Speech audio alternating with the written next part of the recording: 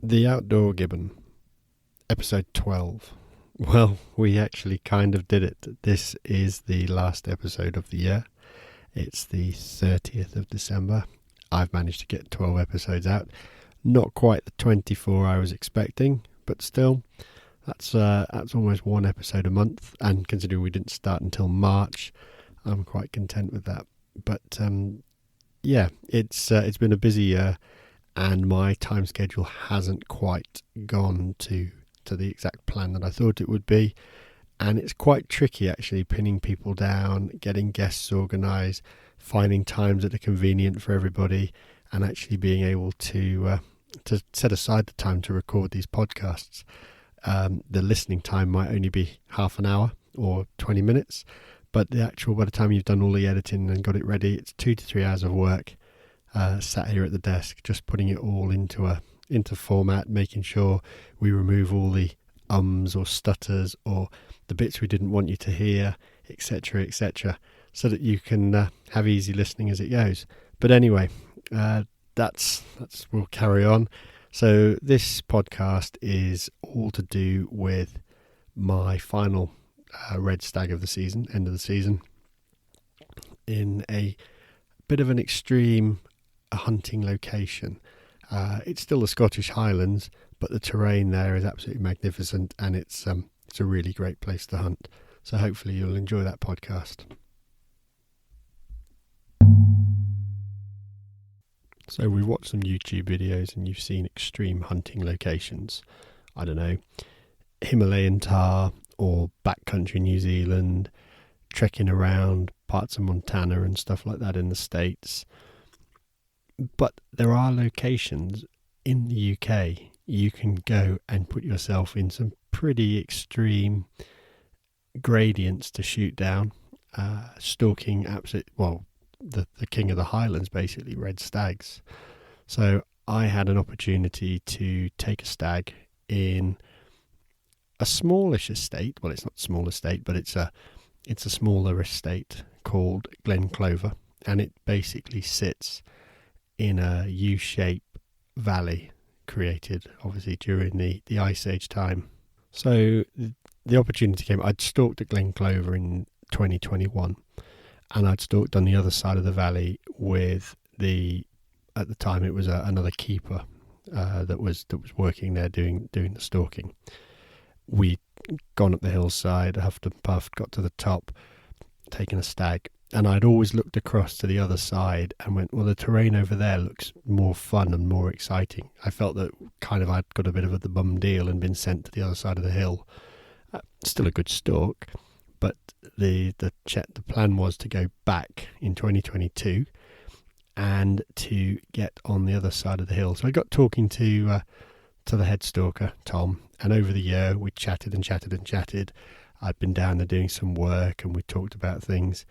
And finally managed to arrange a date, because I kind of wasn't on the paperwork properly. I was kind of a last minute thing. So we managed to slip me in literally on the last day of the stags. So the drive into Glen Clover is absolutely fantastic.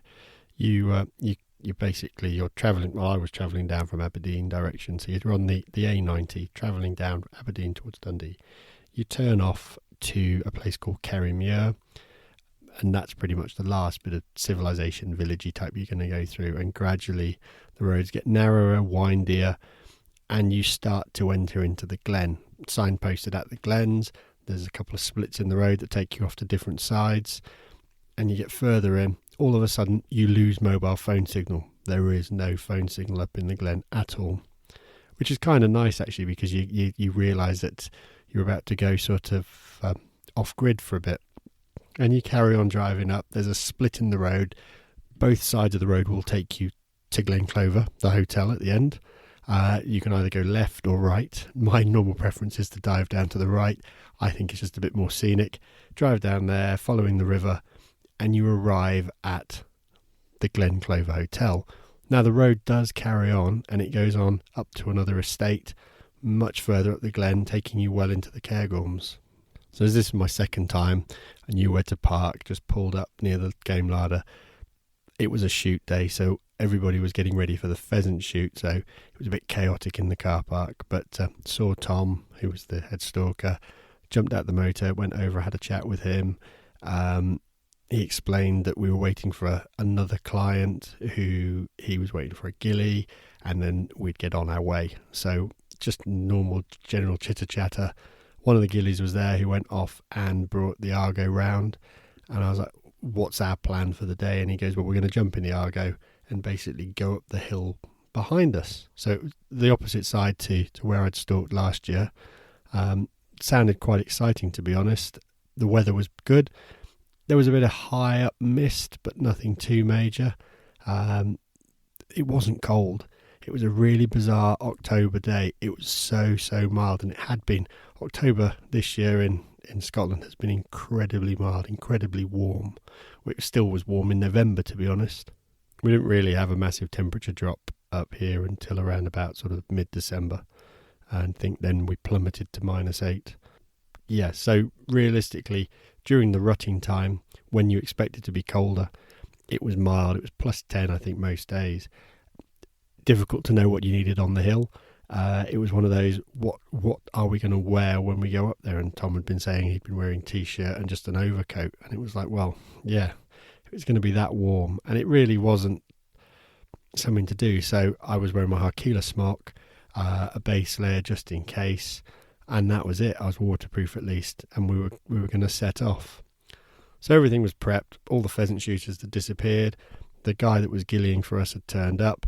We all hopped in the Argo. 3 in the front is a bit of a squeeze. I'm a big lad. Tom's a fair lad. The ghillie was, at least he was small, but we're all crammed in the front.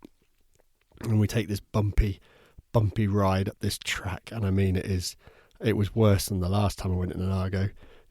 Bouncing away up the track, bone crunching almost. You can feel your spine being compressed as you're bouncing over the rocks. And we carried on up.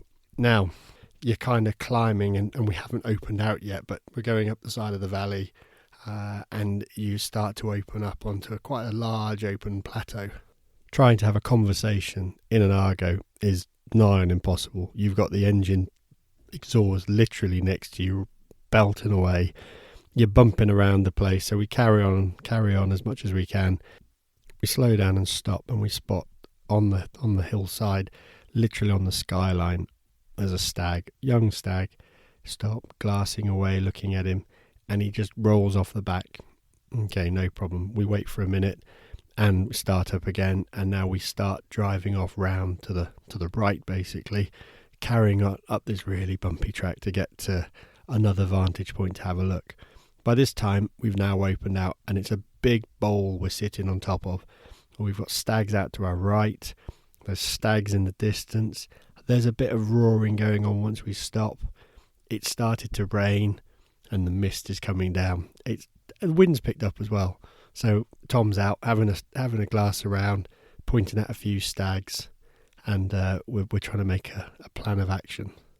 After about sort of 10 minutes of glassing the hillside, we've spotted some stags on the right, probably a bit further away. They're on a peat hag. And he's like, what we're going to do, we'll get back in here. We'll drive this down the next couple of dips, cross that stream. We'll park up there. We'll glass them again, and we'll make a decision. If we don't go for the ones on the right, what we're going to do is we're going to go off to the left and up that big hill at the side. So we drive on a bit further, gradually trying to avoid getting bumped around too much. Finally, we come to a stop. We'll hop out the Argo, get ourselves set up, do what you need to do, have a look around the place, check the radios are working, and Tom decides that actually what we're going to do is we are going to go to the left. We're going to basically go up the rather large hillside and try and summit on that. From there, he goes, there's a couple of corries, which are basically bowls where at some point the glacier has hollowed out the hillside, probably where a river used to run. And these corries are now just these great big bowls, but we'll talk about those later on. And he goes, there's 2 of those that we can look into, and the stags may be hanging around in there. We might find something of that's good to shoot at. So we leave the ghillie, and we are on our way, and it's basically all the way uphill.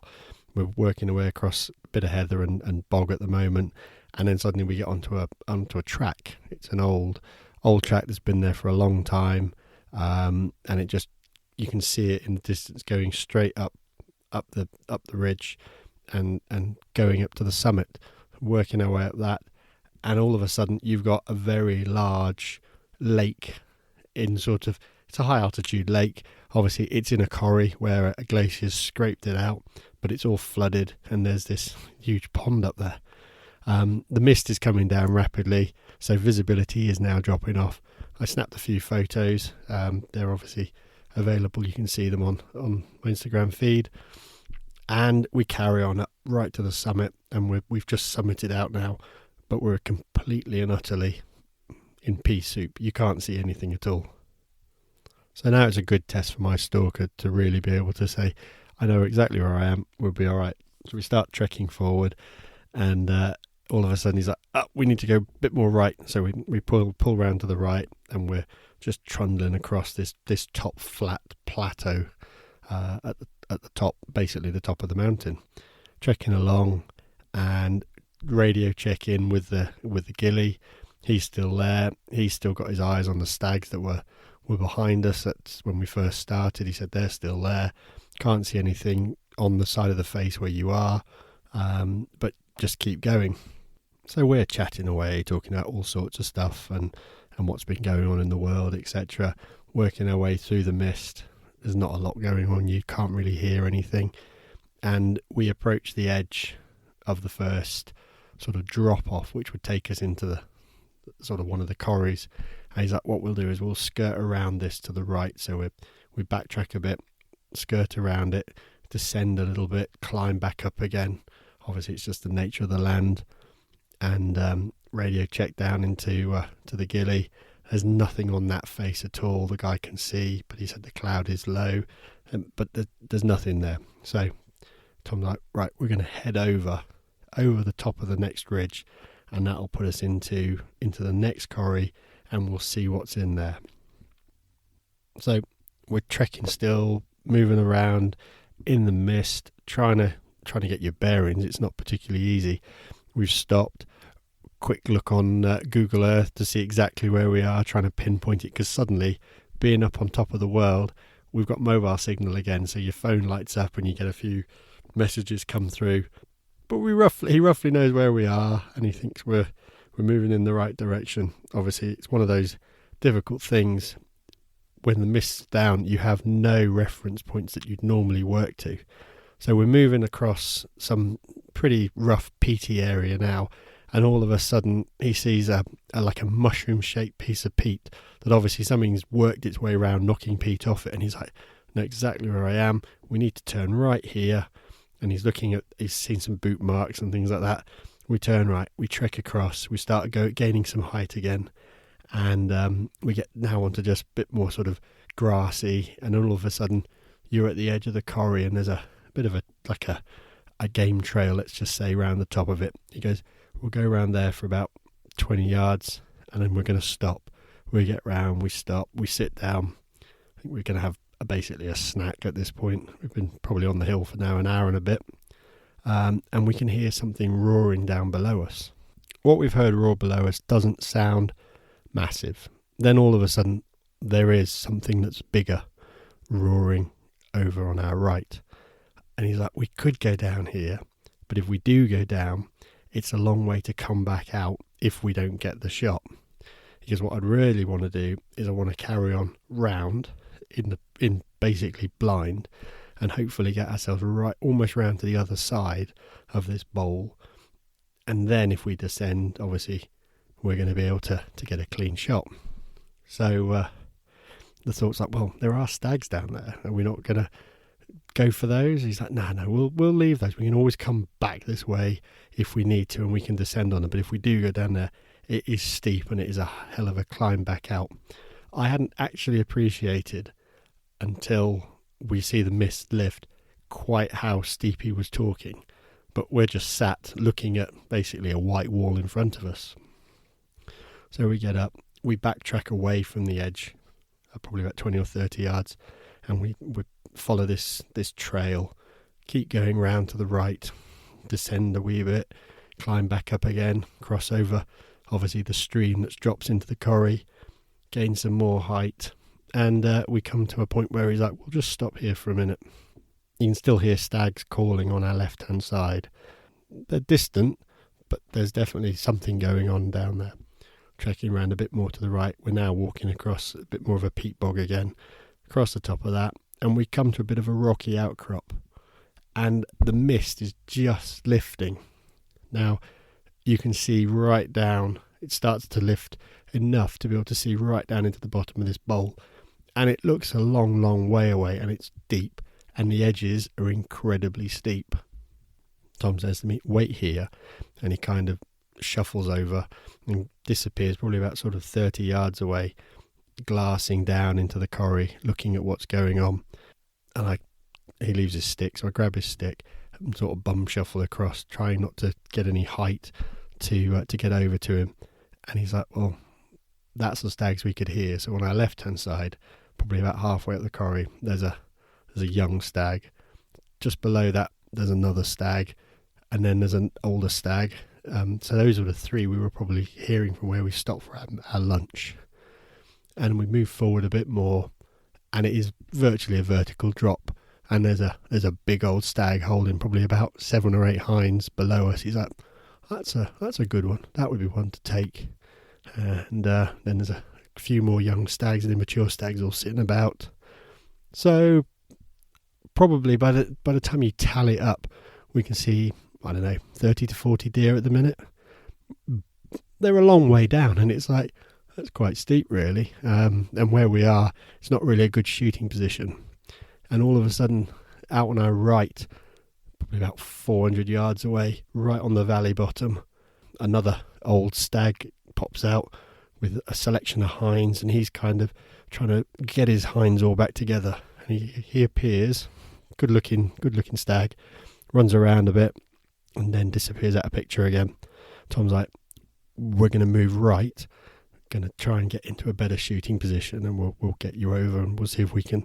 If we can't get him, I'd rather you take him because he's older. You can take the one that's directly below us. So we backtrack off the hill, backtrack up back onto the trail again, and we're working our way around to the right.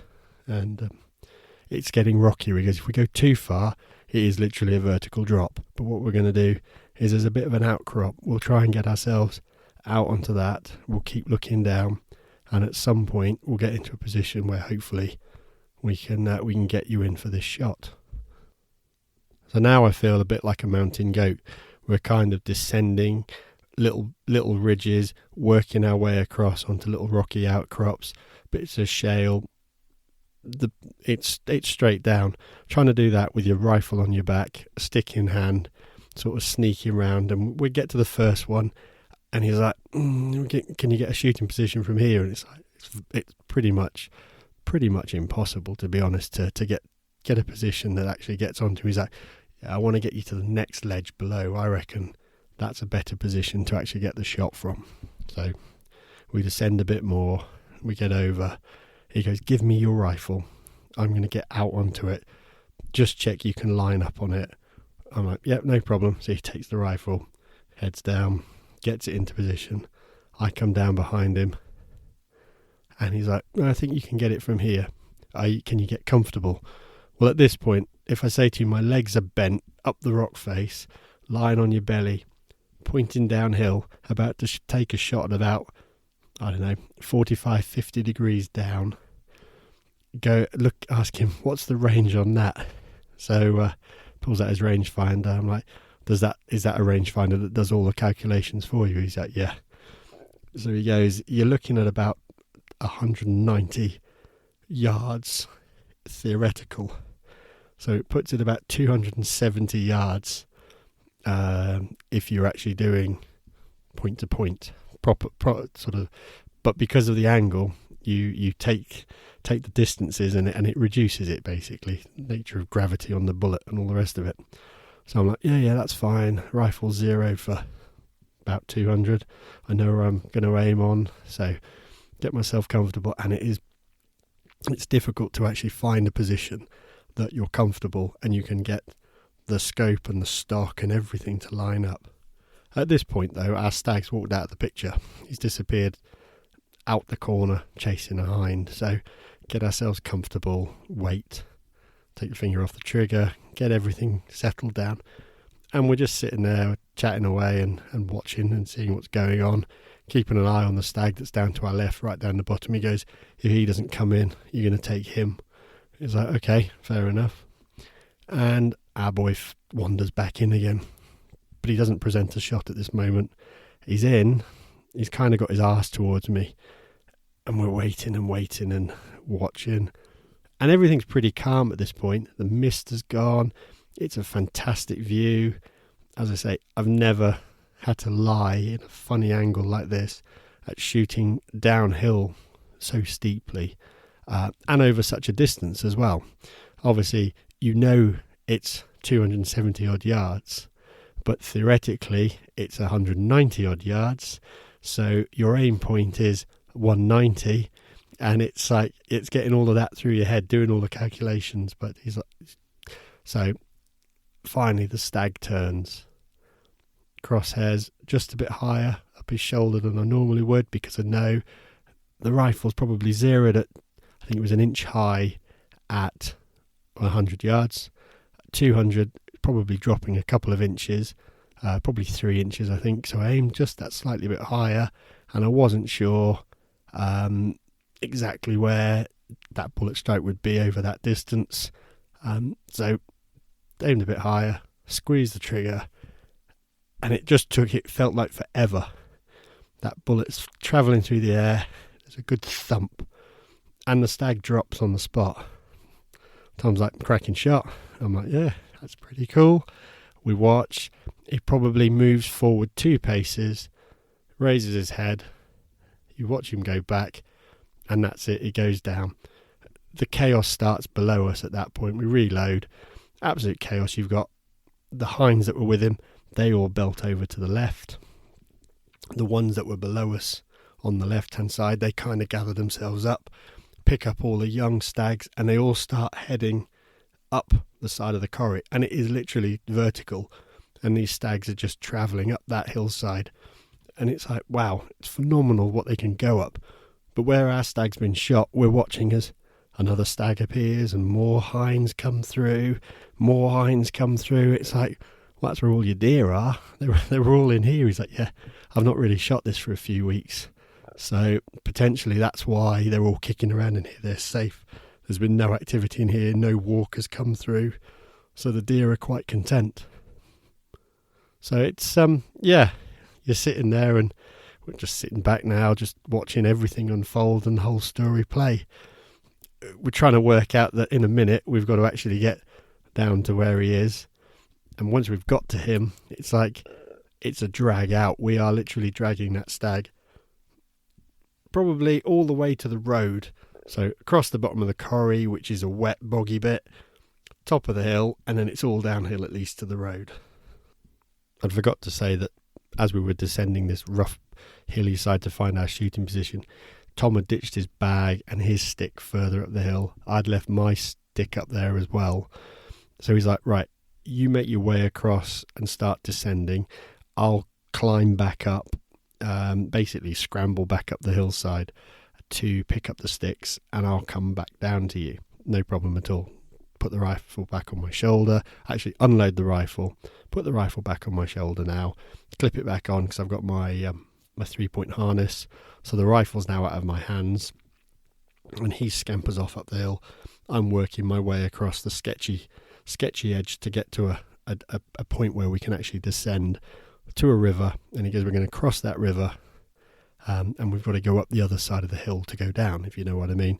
It's like, okay, fair enough. He goes, you don't want to try and descend on that riverbed. It is really rocky, it's really slippery, so no problem. So he's gone off, got the sticks, come back down to me, and we make our way down, cross over the little stream that's running through, climb up the other side. He's up ahead, I'll have a look. So he calls me over, yeah, we can make it round here. So we climb up again, and then we're climbing, and then basically we're descending. And it's a 45-ish degree slope all the way down to where this stag is. He goes, just watch it, there are some deep holes, you don't want to get your leg in one of those and twist it, you'll break your leg kind of thing. So we work our way through and we arrive at the stag. Nice stag. He's a 13 pointer, slight palmation on one side of his antlers. We have a bit of a chat about it, and Tom's like, do you know what though, before we do anything, let's have our lunch here, because after that it's going to all be hard work. So we sit with a stinky stag next to us, have our lunch, pass the time of day, have a bit of a chat about stuff, and then he's like, oh, I suppose we better get on with this, we better get it grollocked. So he gets his knife out, and you can see he's fighting a bit. He's like, should have sharpened this. So finally I was like, here, try this one, and I pass him over my my handmade, the blue handmade knife that I've put a few pictures up of, and I'm like, just be careful, it might be sharp. He's like, yeah, it's sharp. Lovely grollock with it. He's there out discussing the methods he's using and opening things up and what he's doing and why he's doing it. Now this boy's doing deer. I think he did 95 stags this year. He's doing deer every day, and it's interesting to see how somebody does it. We're very similar in the way we do things. Now it's time to hook up his tow rope, and they do it in an interesting way. So they'll puncture the bottom between the bottom jaw, thread the rope through, and basically tie it to the bottom jaw. That way you've got a really good towing point. It's no good if you want it caped or anything like that, because obviously you've now got a hole in it, and when he's opened the neck up, but he's already done that. He didn't, and he's like, I jokingly turned around and went, do you know what, I want that cape, I want the cape of that. And he looked at me as like, yeah, get stuffed. So we start dragging this deer, and two of us are working it. It's fine for the first bit because it's still downhill and a bit of a descent onto the flat plain at the bottom. And once we get down there, it is hard work. We've both got a bit of rope. He's got it through the jaw. I've got the other bit tied around the legs, and we are pulling. And it is just pull as much as you can, as hard as you can, as fast as you can to get across this boggy bit. But we're quite happy to take the occasional stop, bit of a breather, get everything readjusted, and carry on. It's when you turn round and you look back at where you took the shot from, and it is pretty much just this tiny pinnacle of rock sticking out that we were lying on to take this shot down into this valley. It makes it awesome, because terrain like that you don't generally find. 90% of the shots are taken across the open hillside or through a field or something like that. But this place has some absolutely cracking points that you can take some really extreme shooting angles from. And talking to him as we're dragging this deer out, he's like, oh, I've had guests on that rocky outcrop. Literally, you're holding onto the guy's feet saying you're going to shoot the stag that's 18 degrees below you. And the guy's like, I can't do this. It's like, you'll be fine. If you drop anything, it's only your rifle. I've got you. And yeah, he's had all sorts of clients from all over the world, and yeah, always gets repeat bookings every year, because the terrain there, as I said, it's something you just don't get to shoot over very often, and it is absolutely fantastic. But the drag carries on, and we finally get to the edge of the bowl, and you can see the road now. It's probably about, I don't know, half a mile away. It's all downhill. Tom's happy just to the deer's going to follow him. He said it's easier for me to pull it, because if it does go, I can let go of the rope, and we're both not going to end up going with it. So no problem. You can tug it out, and we get it all the way to the road, load it into the trailer, and back to the larder. And that's stag number 2. Again, it's just that point where you took the shot, and the place and the angle and all the rest of it. Absolutely phenomenal. But again, no adrenaline rush, nice and calm, perfectly steady, and everything went to plan. By the time you opened it up, the shot placement was absolutely spot on, right through the heart. The stag wasn't going anywhere. So yeah, possibly the furthest for this shot with the most extreme angle I've ever done. But if you're looking to go and shoot something in an extreme place, I can thoroughly recommend booking into, if you can get a place, book in to go and take a stag at Glen Clover. It's well worth it, and Tom really does know his stuff, and it makes a huge difference. So that was a really exciting stalk that took place back at the end of the stag season, and it really does top off sort of 2020. Really, I think there's one more episode that I'll record, which was my trip to Inverness Shire to get the wild boar. So if anybody's interested in that, that was a bit of a different adventure, but we'll try and get that one recorded and released early in the new year. Something that you don't often find, and a lot of people have seen the picture, and again, I didn't realise there were wild boar in this country, or as big as that anyway. But yeah, stay tuned for that. But it's just a big thank you. You're still listening, you're enjoying what's going on. If there's any ideas, types of podcasts you want me to record, anything for the future, just drop us a message, ping us an email or something like that, and we'll see what we can do. But for now, we will wish you a happy new year, and that brings the 2022 season for the outdoor gibbon pretty much to an end. We'll see you in 2023.